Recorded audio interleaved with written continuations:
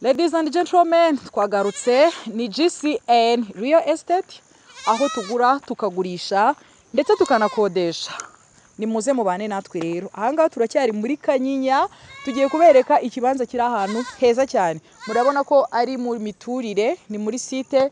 Urabona ko hano hantu wabutuye neza kabisa. Rero hano tubafite ikibanza gifite ubuso 315. Noneho kino kibanza cyacu guhera kuri brone ya mbere kugera hariya ni metero kare 16. Noneho tumanutse tuvuye ahangaha ku muhanda tugera hari hepfo harimo ikibanza gusa.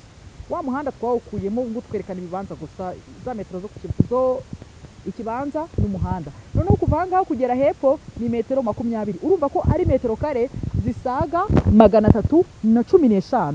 So ahantu ni heza cyane. Urabona ko kiri ahantu heza pe. Urabona ko na ahantu hatuwe, urabona na ahantu hari umuhanda imbere, dufite umuhanda imbere, dufite ndetse n'umuhanda hepfo. Dutuye neza, hano ni Kanyinya, umurenge ni wa wundi ni Kanyinya ndetse ni umujyi wa Kigali of course, ni muri Nyarugenge. Ikibanza gikeneye amafaranga make cyane. Twijya kure, kino kibanza gikeneye miliyoni 15 zonyine. Wowe uzifite ngwino duhure tukwihera ikibanza. Twibike imari shyushye na GCN Real Estate. Muze mubane natwe. Ntimugacikwe.